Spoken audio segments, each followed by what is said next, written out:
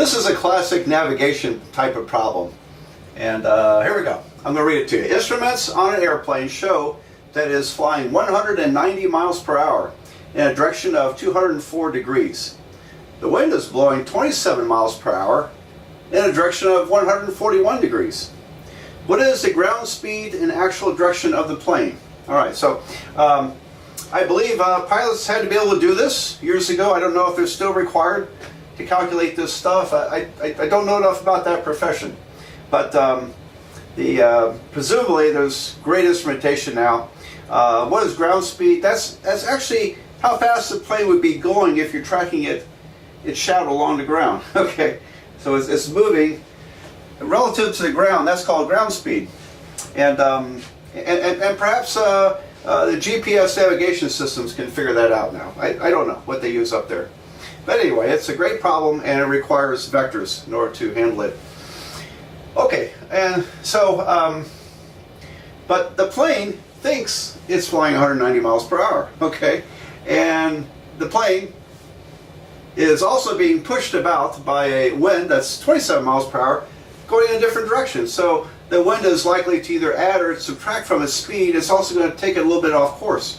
So it's going to change all that. All right, now I'm going to probably erase all this information and draw a big picture because there's some calculations involved here. And so I'll translate this into vector form and we'll show you how it's done. I sketched out our problem here. Here's the airplane, and let me try to make it a little more legible. Okay, it's flying in a direction of 204 degrees at 190 miles per hour. And here's the wind. The wind is 27 miles per hour in a direction of 141 degrees. All right, so it's a classic vector problem because there's a force propelling the plane.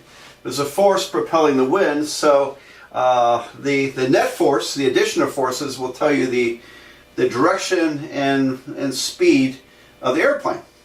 Actually, direction and speed combined is called velocity. Velocity can be a multi-dimensional measurement, but let's don't worry about that now.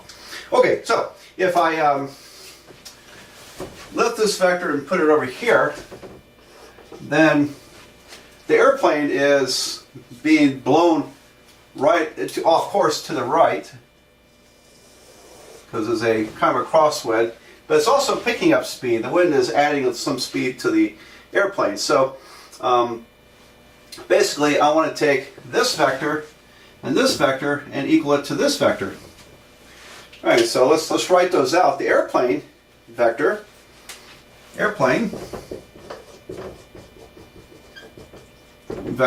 is, alright, now this is described in polar form. Okay, it's in polar form, and that's the absolute value of the vector, or the length of the vector, 190 miles per hour. Here's the direction.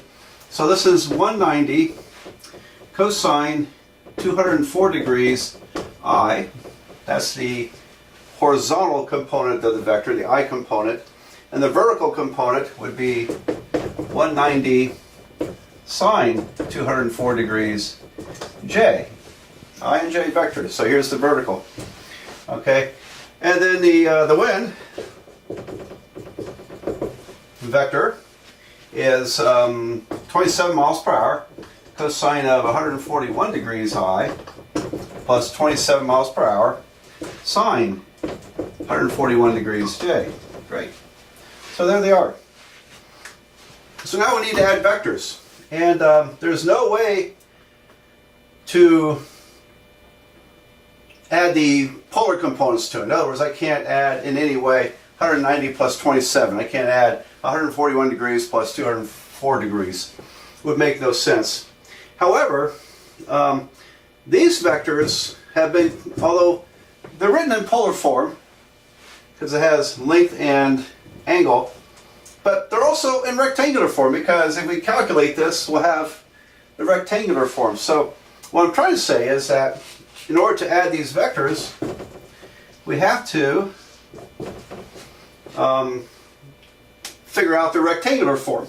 Alright, so let's do that. I'm going to multiply 190 times cosine 204 degrees, so 190 cosine 204 is negative Let's go 1 decimal place. I think that might be good enough here. Minus 173.6 I.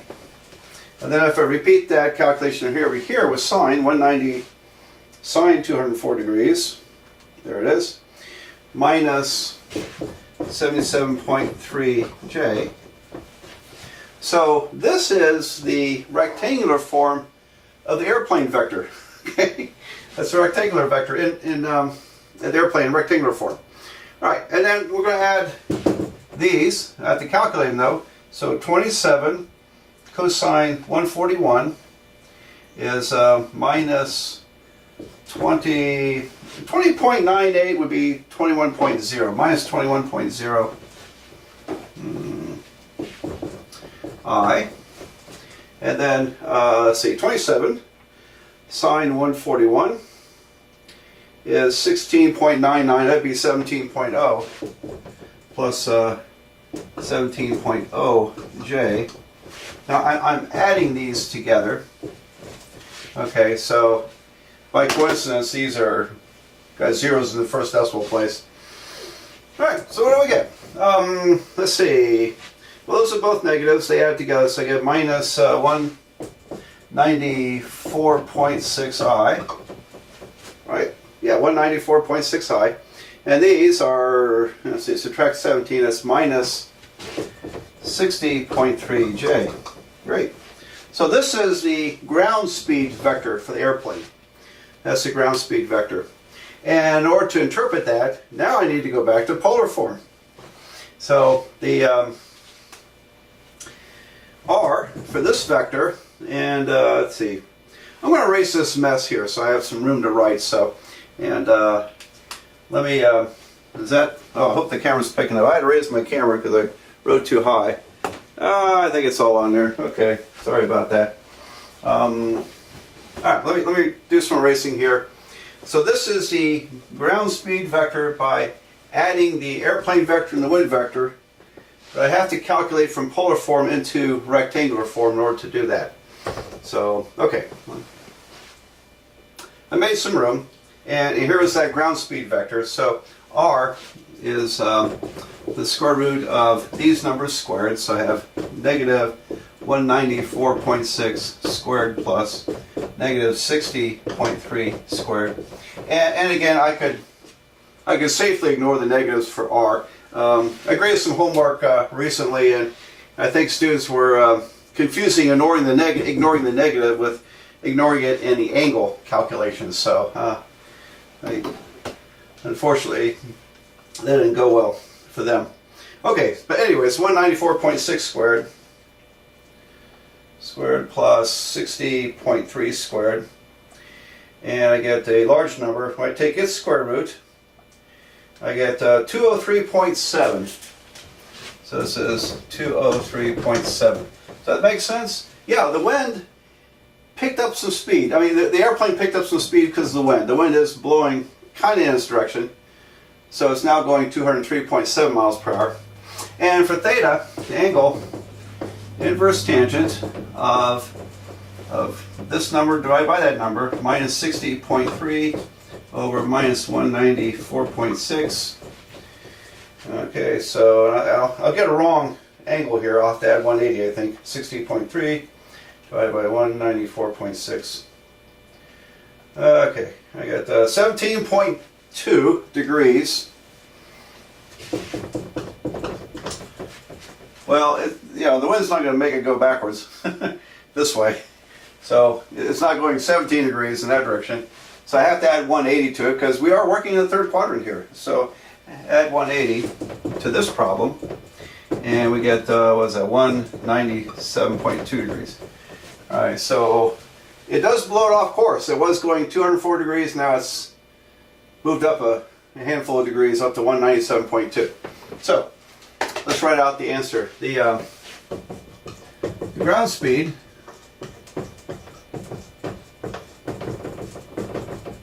is, what was it, 203.7 miles per hour in a direction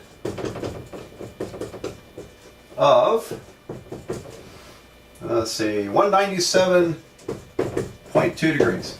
There we go. That's the result there. Okay, a great problem, I think, and a very nice application of vectors. I think you could probably figure this out if you had to by identifying points in the plane and using law of cosines or something like that. I think it's too much work. So vectors tend to be more efficient at many things, not everything, but some things vectors are quite efficient. Okay, well, let's think about some more problems.